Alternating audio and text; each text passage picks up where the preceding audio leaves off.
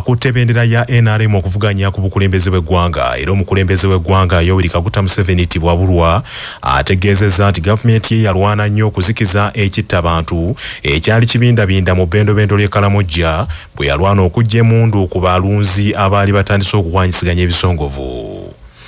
President Museveni asinzidde mbawagizi be abakuŋŋaanidde ku Narakorio mu kisaawe kya Narakorio mu tawuni kanso y'e Matanyi mu disitulikiti y'e Napaaka ku lugendo lwe olusembyeyo mu bbendobendo ly'e Karamoja. N'agamba nti emirembe egirabwako mu bitundu ebyo gyava ku gavumenti ye nti yalwana ennyo okujja ku bantu emmundu abaali baagala okuttiŋŋana. Museveni ategeezezza nti obukodyo bwe bumu obw'okuzikiza okulwanagana bwe yakozesa n'okutebenkeza ebitundu okuli abakyoli nga baagala okulwanagana n'abalango, ebugisu nga baagala okulwanagana n'abasebeyi, n'abateeso nga baagala okulwanagana n'abakalamoja. NRM does not accept sectarianism. We despise sectarianism. I am a wealth creator. I despise sectarianism. I've been looking after my ancestors' cattle since the age of 4, and I owe nothing to nobody. I depend on myself.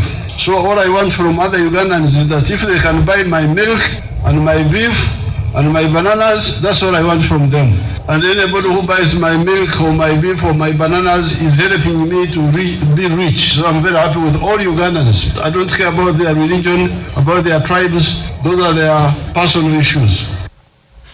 Museveni asuubizza abeeno nti agenda kwongera okubasembereza amagezi naddala mu disitulikiti y'e Napaaka era n'abasuubiza nti agenda kubongera amasomero amalala ga primary ne secondary mu disitulikiti eyo. Mu byobulamu n'abasuubiza okusuumusa amalwaliro agali mu kitundu ekyo okutuuka ku mutendera gwa Youth Center 2, 3 ne 4. Ssentebe w'NRM wa disitulikiti y'e Napaaka Longole Mark Lugoti ategeeza President Museveni nti disitulikiti ye yetubidde ebizibu ebitoogerekeka n'amusaba nti akole ku bizibu ebyo abantu baye bamuyiira akalulu. We propose the creation of the Iriri district from Napak as a mother district.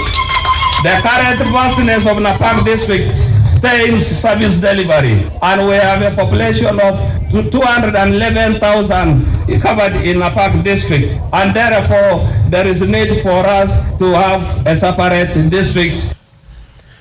Museveni ku lugendo luno yawerekeddwako mukyala we era eyaliko minisita w'e Karamoja Janet Kataha Museveni ng'ono yasabye abantu mu bitundu ebyo nti gavumenti y'NRM egenda kwongera okubakolera kavuna banaagikwasa obukulembeze nate. Ssaabakunzi w'ekibiina ky'NRM Rosemary Nansubuka Senninde asabye abatuuze mu disitulikiti y'e Napaaka bongere okuwagira ekibiina ekiri mu buyinza ne mu kulonda okujja. Tewali mirembe banga tetwayitamu oba ekiseera Uganda kye yayitamu ne wowe tuli kaakati bannayuganda betukigeraageranya kituyambe okumanya wa gye twagala okulaga enkya neki kye twagala okulaba ku abaana baffe n'abazzukulu baffe. N'olwekyo nkubiriza bannayuganda bannanga ab'emikwano oyo yenna abadde akyabuzaabuzibwa essaawa ey'okulimbibwa n'okubuzaabuzibwa ng'ebyaliwo mu 2020. Museveni bw'ati avundikidde kakuyege w'ebitundu by'e Karamoja era bw'akomekerezeeyo n'ayolekera ekitundu ky'Etteso ng'eno atandikidde mu kisaawe ky'essomero lya St. Francis Secondary School mu disitulikiti y'e Kaperebyong. Mu mbeera y'emu n'akutte bendera y'ekibiina kya NUP ku bukulembeze bw'eggwanga Robert Kyagulanyi Ssentamu asabye abantu abeera mu bitundu by'e Karamoja nti baleme kwekubagiza olw'ebizibu bye balina ensangi zino wabula balonde enkyukakyuka ebizibu ebyo bifuuke lufumo. Kyagulanyi Robert Ssentamu okwogera bino abadde mu bitundu by'e Kabong ne Karenga n'agamba nti ebitundu bino bitudde ku bugagga obuwunya n'okuwunya wabula olw'obutafiibwako kye bivudde bikoobera. But most important, I am aware that you are also aware of how rich here is. You know how rich your land is. You know the minerals you have. That one I'm not educating you about it. But you also know that while your land is rich, your bodies are poor. And we can change that. I'm not going to talk about the roads, you know that. I'm not going to talk about your cows that were taken by the Tukanas, or they tell us were taken by the Tukanas, but did the Tukana come with the gunship? Robert Kyagulanyi Ssentamu asabye abantu mu kitundu ekyo obutawudiisibwa n'okutiisibwatiisibwa ab'ebyokwerinda okuva ku mulamwa ogw'enkyukakyuka. I know the pain of intimidation. Many of you are intimidated. They have even bought some of our friends. We used to have our coordinator, Calvin. They paid him money. They create their own lies and they want to use some of our people. They told me he came dressed like us in order to discredit us. But of course, we are too many to be discredited. Ate akutebendera ekibiina kya FDC ku bukulembeze bw'eggwanga James Nathan Nandala Mafaabi olwaleero atukiza kakuyegewe oluvannyuma lw'ennaku bbiri ng'awumuddemu. Mafaabi leero kakuyegewe amutambuliza mu disitulikiti y'e Nooya ne mu kibuga Gulu era abeeyo abasuubiza nti agenda kuzzawo ebibiina by'obwegassi abantu bejje mu bwavu. A desired change will come. We talk about cooperatives, which were serving our people. We had the West Acholi and East Acholi Cooperative Union. They have remained in name. That's why you see poverty at home. The poverty we're talking about is not for a few people, but for all of us. And that's the reason we say, give us opportunity to apply what we studied to fight this poverty. And President Museveni, for 40 years, he has done what he can. What is remaining, he can't do it in 5 years. That's why I come and say I am the best for the next 5 years. We want to fix our country with broken parts and make sure that we repair. Ate akutebendera ekibiina kya National Peasants Party Robert Kasebante olwaleero alumazeeko ng'atalaga disitulikiti bbiri mu Busoga okuli Bugiri ne Mayuge. Asinziddeyo ne yeekokola obwavu obuyitiridde mu bitundu ebyo, enguudo ezijjudde empompogoma, ebbula ly'eddagala mu malwaliro n'ebirala, kwe kuwa abaayo amagezi nti bamulonde abawonye ennaku ebayimbye Ndubaale. Bannabugiri bannamayuge nti ebizibu ebibadde bisinga okuba ebingi ebisinga byendabye amakubo si malungi amasomero tekali ku mutindo gwa waggulu ogwesimisa amalwaliro ekyamazima abantu bakaaba nti tekaliimu ddagala bannanga obwavu bungi nnyo era nga mbabuulidde engeri gye tugenda okuvunuka obwavu nga tuli wamu nga tukwataganidde wamu nga bamaze okunnonda ku bapulezidenti bw'eggwanga n'ekirala kyenzudde nti abantu obuntu bwe beetaaga butini nnyo okweyagalira mu nsi yaabwe era nga maze bagamba nti abavubuka abatalina mirimu bonna n'abakadde abatakyasobola kukola nze mu gavumenti yange n'ekibiina kyange ekya National Peasants Party tubategekedde emitwalo 20 buli mwezi.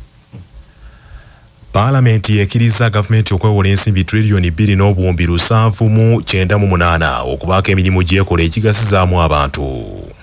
Ku nsimbi ezo kuliko obuwumbi 409 ezigenda okwewola okuva mu kitongole ekya African Development Bank okuzimba layini y'amasannyalaze okuva mu Uganda okugenda e South Sudan okusobozesa gavumenti okutunda amasannyalaze e South Sudan. Ensimbi endala triliyoni 1.382 Paalamenti eziyisizza nga zaakwewolebwa okuva mu Standard Chartered Bank okuzimba layini y'amasannyalaze eya Kaluma Tororo. Ensimbi endala obuwumbi 926 zigenda kuzimba luguudo lwa Jinja Mbulamuti Kamuli Bukungu oluweza obwavu bwa kilomita 127 era nga zino zigenda kwewolebwa okuva mu City Bank eye America. Okutwalira wamu sabbiiti eno Paalamenti ekkiriza gavumenti okwewola ensimbi eziri mu triliyoni 7 okuddukanya eggwanga nga zino zigenze ku kuzimba enguudo, okubunyisa amasannyalaze, okuzimba ebifo omujjanjabirwa kookolo n'ebirala.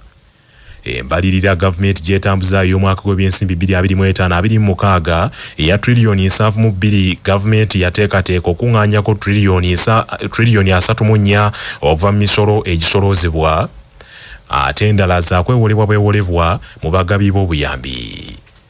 Uganda weetuukidde leero ng'ebanjibwa triliyoni 116. Minisita wa Ssemateeka n'obwenkanya Norbert Mao ayitiddwa mu Paalamenti obutasukka sabbiiti 2 okuva kati atangaaza eggwanga ku nnyingo akakiiko k'ebyokulonda mu ggwanga mwe kaasinzidde okukaka bannayuganda okukozesa obumu obukwata ebinkumu obuyitibwa biometric machines mu kalulu ka bonna ak'omwaka 2026. Ono okuyitibwa kivudde ku mubaka wa Paalamenti omukyalo wa disitulikiti y'e Masaka Joan Namutaawe okuteekawo akazito ku gavumenti nti ennyonnyola etteeka mwe yayise okukozesa obuma buno kye bawakanya nga bagamba nti kandiba akakodyo ak'okuyitwamu okubba akalulu kubanga obuuma buno bukozesa intaneti n'amasannyalaze ate nga intaneti etera okuggibwako mu biseera by'okulonda. Joani Namutawa agambye nti amawulire ku ntandikwa ya sabbiiti eno galaga nti akakiiko k'ebyokulonda katuusizza obuma buno obusukka mu 60 obugenda okukozesebwa era ng'enkola eno ya buwaze eri buli muntu anaalonda, ekintu kye bategeezezza nti kikontana n'amateeka. Wanaamyuka Sipiika wa Paalamenti Thomas Tayibwa Bangirana wasinzidde okulagira Minisita wa Ssemateeka n'Obwenkanya Norbert Mao alabikeko eri Paalamenti n'alipoota eyeesimba ku nsonga eno ekwata ku bumu obwaleeteddwa. The Electoral Commission shipped into Uganda 600 pixel-aligned biometric vote verification kits to be used in the coming elections. However, Right Honourable Speaker, we have heard from government that the use of these machines will be compulsory, yet there is no enabling law. So, Right Honourable Speaker, can we know from government exactly which law will enforce this? Thank you, Honourable colleague. This is a matter which was raised on Tuesday, and the Minister for Justice, who is in charge of the Electoral Commission, was given 2 weeks' time to bring a comprehensive statement, and he will address your concern.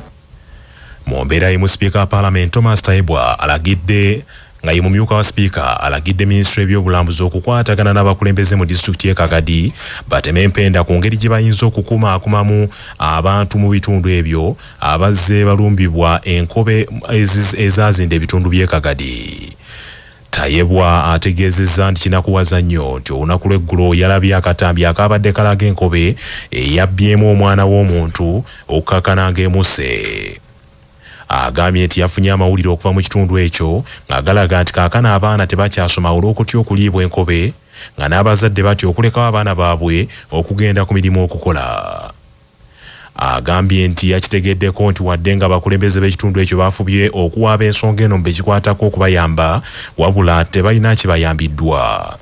I want therefore to ask the Minister of Tourism, Wildlife and Antiquities to handle this matter, ensure they visit this community, engage with the community on interventions which they are going to take to protect the community, because we've always been saying we want people to protect animals, but then you get people saying, but you're protecting animals more than the people. So we really want also the people to get the same kind of protection and treatment. Also, these families should be compensated.